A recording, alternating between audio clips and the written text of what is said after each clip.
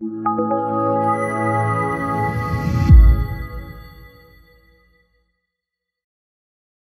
down to Excel. Another Salute 2019. What's to happen here today?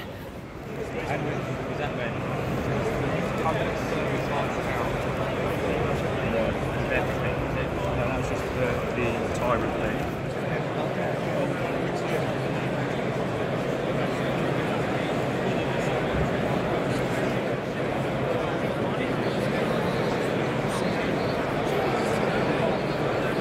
So welcome back to my channel. This is Gamer Dom and Reflections, and well, I guess showing my booty haul from Salute 2019. Yeah, 2019 Salute is in the bag, and for those of you like me who have been going for more years than you care to remember, seems extraordinary it's 2019. Seems extraordinary it's moved on to the Excel Centre in London. Been there now for quite a few years. Still can't say I really like it there. It's just too warehousey. My biggest issue with Salute Salute XL is actually now, personally, and I could be wrong, I find it more of a trade stand and a chance to ogle at games. I used to love, back in the days of Kensington Town Hall, everybody remembers that far back, and also when it was in Olympia, I used to join in and play more games. I don't seem to do that anymore. Maybe it's just me, maybe it's just the way I go. But this Excel Centre is just, for me, not conducive. But it's still a good show, and it's still a really good show. It's a place where you know you will see most of the traders that you're likely to want to see, plus a load you've never heard of before. So it's a good opportunity to see what's new in the hobby, what new kinds of things. I remember one year going and seeing the start of all the MDF buildings. Now they're everywhere, but you know, seeing something different and new is always fun about going to trade shows for me. Also meeting up with friends, people you don't see very often. Now I went, a whole load of the Farnborough Wargaming group went, and I only bumped into one person. Anyway, never mind. You know, for me, I see them every week, so I'm not so worried. There were other people I have hardly seen, so it was nice to meet up with them. One thing again, I think the layout of the hall was a little bit dodgy this time. They on the map, let me go to the map on this. This is the show schedule. I mean, look at the number of traders. For those who don't go, that's just the traders. So here's the map. Scribbled on it in various places. It looks all very, you know, very nicely laid out. Now what I found was the traders are very close together, so it's very difficult to get round, especially with fat men with backpacks, which invariably wargamers are. Getting through and around into the stalls was quite hard, whereas the gaps between the rows of stalls was actually quite wide, and I thought, why don't you just spread it out a little bit more? But it's just, you know, little things, but it's a great show and thoroughly enjoyed, and I overspent. Surprise, surprise. So let's have a quick look at my haul. So as many people know who follow the channel, I'm a lazy painter. I take shortcuts wherever I can take them. One of the things I've discovered, probably other people know this already, but if you use the correct base undercoat, it saves a lot of phases of painting. So I've started to use the appropriate colours, so I increased my spray can collection this time. So there's a Army Painter Barbarian Flesh, because I found 3 boxes of Gallic or Britain 28mm infantry, so cheat, spray them all flesh, undercoat and main coat done, just need to touch it up. Always useful satin varnish. I like the spray varnish. I know, again, some people don't use sprays for varnishing. For me, I do. What's this one? This is Zandri Dust. Now somebody told me this is the best undercoat for Russian early war or sort of summer outfit uniform. So I'm going to start my Russian soon, so that's for that. Tell you what, carrying around all these cans of spray was hard work. That is, well, I'm hoping, it hasn't got any writing on it, but I'm hoping that is German Dunkel for my armour. I got some more 3D printed from paint and glue. Guys, look at that. What a lovely tank. This wasn't a salute. These were a few weeks ago. Anyway, so that spray will help set them up. And then finally, Uniform Grey, which is a palish grey from Army Painters, which is going to be useful for my Rebels army I'm working on for American War of Independence. No, American Civil War. So 5 cans of spray was my first tool. Tactical suggestion for you guys, if you plan to buy lots of spray cans and walk around a trade show all day long, buy them at the end of the day, not the beginning. They're heavy, especially in a plastic bag. It's cutting into your fingers. Jeez, my fingers and my hips and what have you were hurting. So there you go, 5 cans of spray to start with. Whoa. Next up, so the thing that's creating most excitement, I think, well, certainly in my club, but also I think judging by the people wandering around, is this thing. This is Saga Age of Magic. This is the new rule set that's based around fantasy. So I pre-ordered from Gripping Beast the rule book. Also, these are the battle cards for it. I also got the dice. So there's there's good and evil. So those are the good dice, and those are the evil dice, and these are the magic dice. So expensive, yes. And since I'd already blown far too much money, I bought the magic cards as well. These are the spell cards that go with it. Now, don't know a whole heap about this rule set yet. Looking forward to getting into it. But what it looks really fun for, and the thing that attracted me to this is I like my Saga, and you couldn't really describe Saga as historic anyway, so why not go the whole hog and go magic? But what I like about this is there are 6 factions, different types of basic core varieties within the list. You've got the Great Kingdoms, Lords of the Wild, Undead Legions, the Horde, Underworld, and Masters of the Underearth. And the idea is you can use any genre, if I can say that, of fantasy to represent those. So my plan is to build a Great Kingdoms army based around Greek mythology. So just always got me excited, those stories of Odysseus, the Jason and the Golden Fleece and all those kind of stories really got me excited. So I thought I'm going to build an army based around that. So, and I can do that. So the Great Kingdoms I think is the closest fit. So I can build my army based on that. But I could equally decide I'm going to do a Viking army and call that a Horde army. Or my friend Nick, who was I met up with at the show, he's doing a Horde army based on barbarians.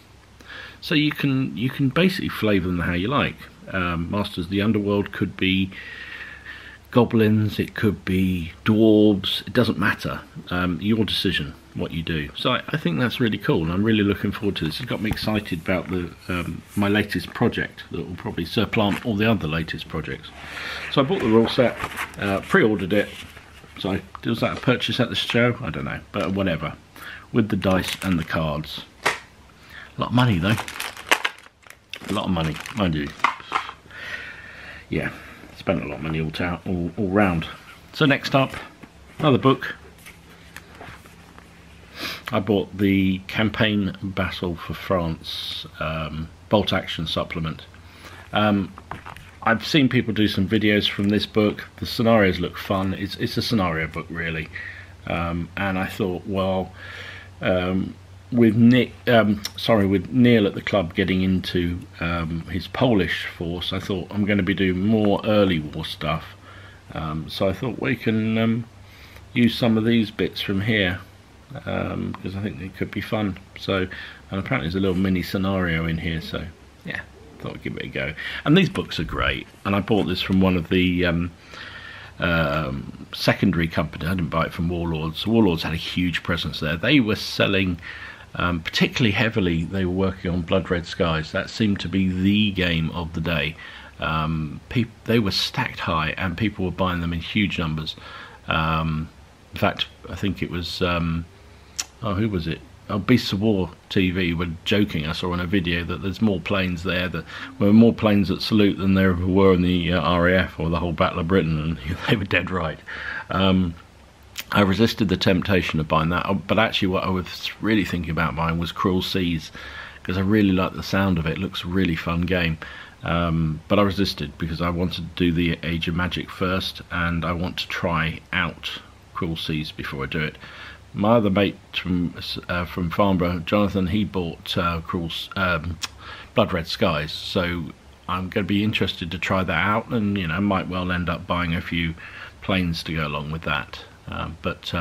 Yeah, I resisted that. But I carried on with my bolt action. So this was through one of many places you can go where you get 10 or 20% discount on the cost price of Warlords. Always go there, right, guys? Don't. Warlords sell really good stuff, but you can go somewhere else and generally pick it up for 10 or 20% reduction. Wayland Games is one I go to a lot. Eternal Games is another one that will give you between 15 and 20% generally off the cost price of the product. When it comes to these books, you don't get the supplemental figure, but you're saving, in this case I saved £5 on this book. It's a no-brainer for me. Okay, so next up, purchases wise, got various tufts. Get rid of that receipt. Yeah, just a selection of tufts for basing. Always try and stock up my supply whenever I go, just because you go through them so quickly. It's just nice to have a variety here. So I've got Scorched Turf, Highland Turf, Swamp Turf and Deadland Turf. All army painter, so that's good. That goes in the collection. This was a freebie model that came in the bag. Legion of the Black Sun Necromancer. No idea. You never know. It might be something for future Age.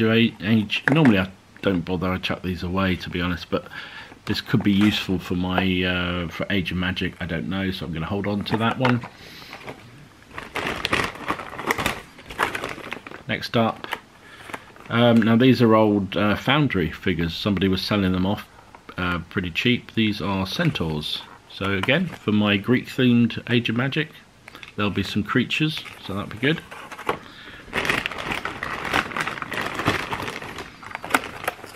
Again from Foundry, old Foundry Greek mercenary characters, again be useful for my army.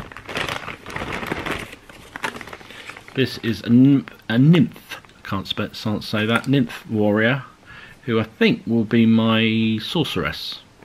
So for the magic side of things.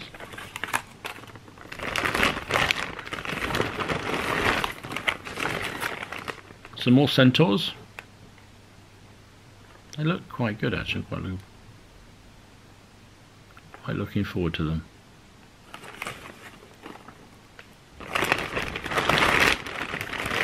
Excuse me rooting around in my bag.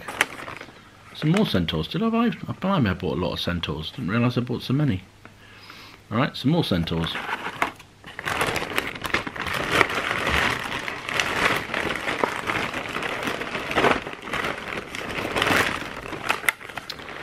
Some armoured Athenian hoplites. Again, Foundry. I quite liked these. I thought they're kind of, they got a variety of poses. They'll be my base warriors, I guess.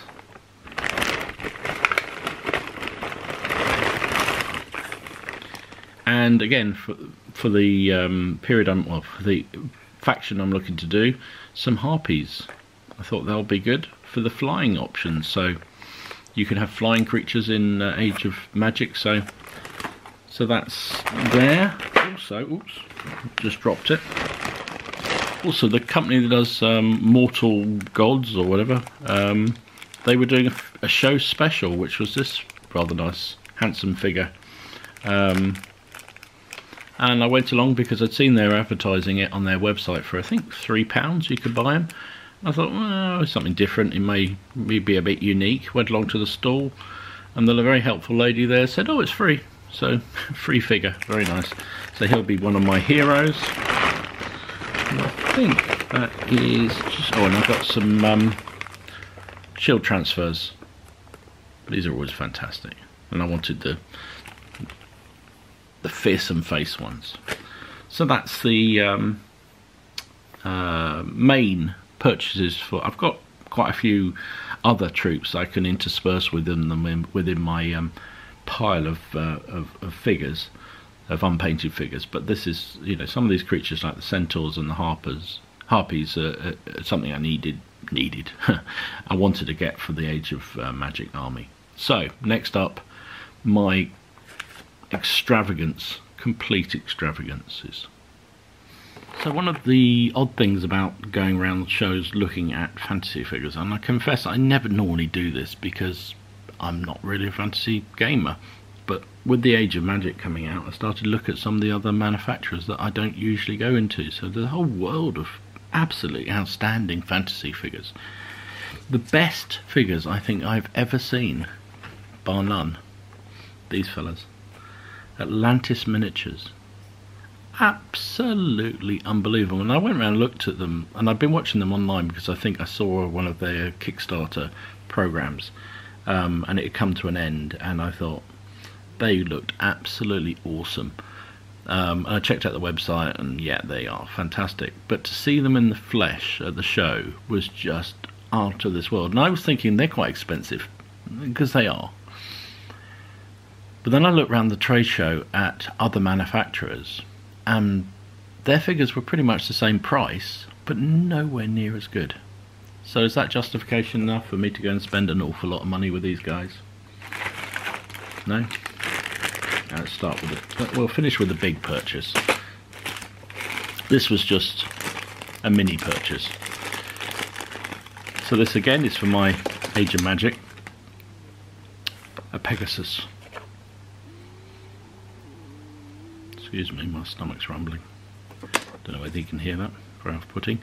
So this is Pegasus model. I mean, look at the work of this. It's absolutely beautiful. On his stand, has it stand himself. What I'm planning to do with this fella is to set it up so that he basically has a rider, a warrior on top. That's what I'm looking for. So he can be either my general or just a paladin or something within my army. So that's the first one. That was expensive enough.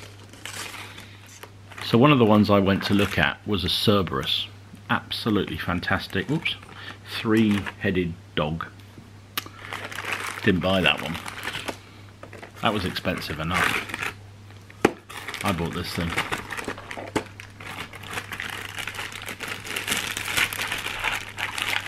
This is a Chimera with a big base again. I mean, look at this thing. Look at this thing. There's his heads. Yeah. I mean, just a beautiful, beautiful kit. His tail has a snake on the end.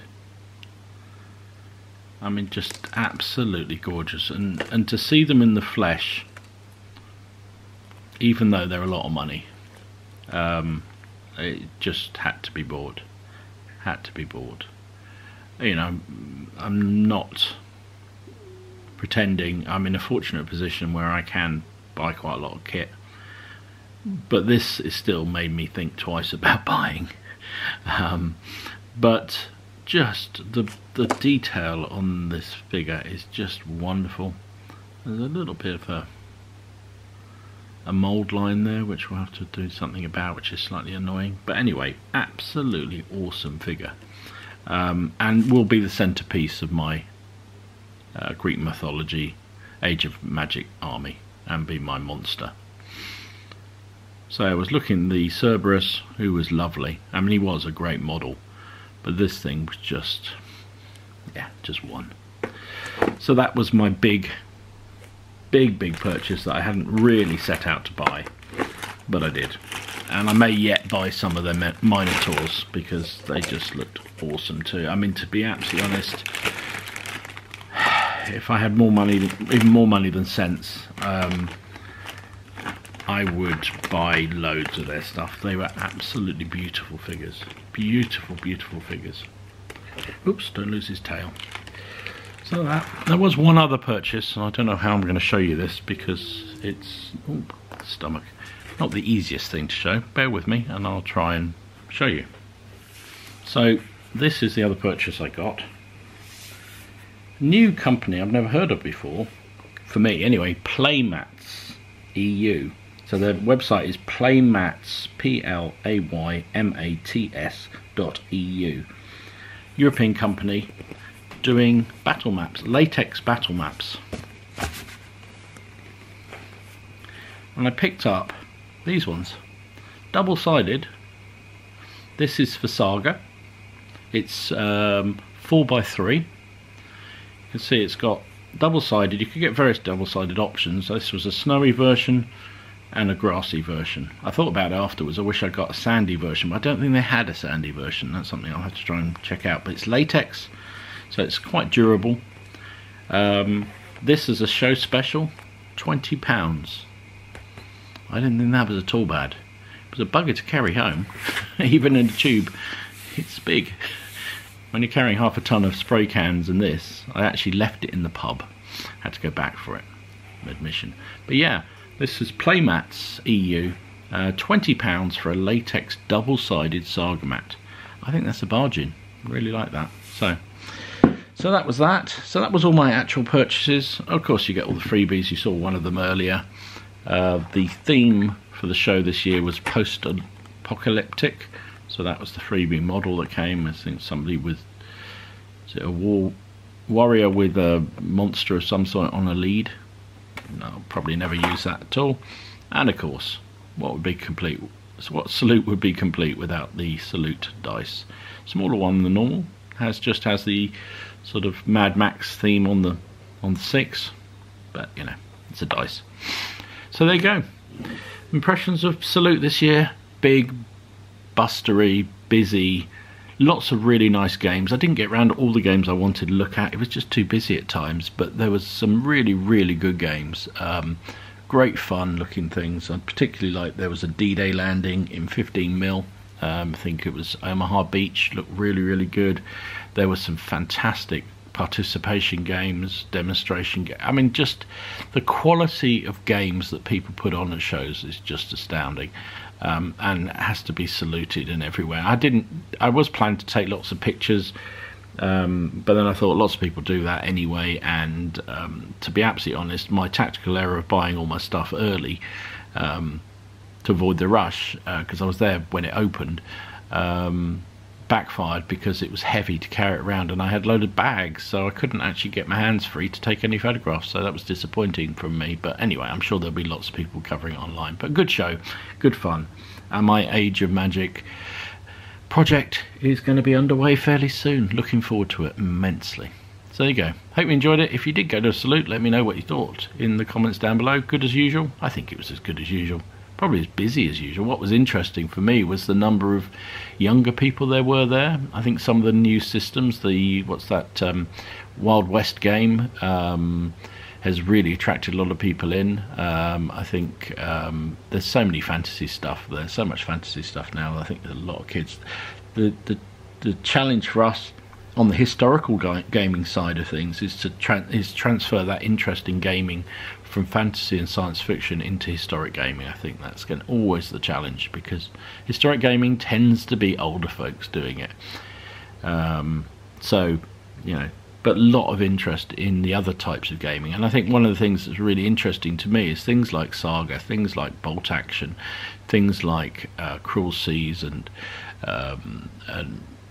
Blood Red Skies are appealing to younger players because they're not as complicated to play. I know for the purist wargamers who love the sophistication of certain games, you know, they sniff at those sort of games, but they are much more playable and more fast-paced and enjoyable for younger people to play, and that's a good thing to get newer people into the hobby. Maybe they'll then move on to the more highbrow, shall we say, games, but for me, seeing younger people play the game is really, really important. And it was great to see how many younger people there were at the show today. And also ladies as well. Too many fat old blokes with beards, with backpacks, usually. But there were quite a lot of ladies there. Quite a lot of younger people, so really, really good. So thoroughly enjoyable. Anyway, enough of my ramblings. Hope you enjoyed this little look at my haul from Salute. If you did, give it a like and subscribe to the channel if you haven't already done so. And I'm aiming to show you some videos as I paint this stuff up, and then hopefully eventually get the Saga ancient battles, Saga Magic onto the table for its first game. Anyway, this is Gamer Dom signing out.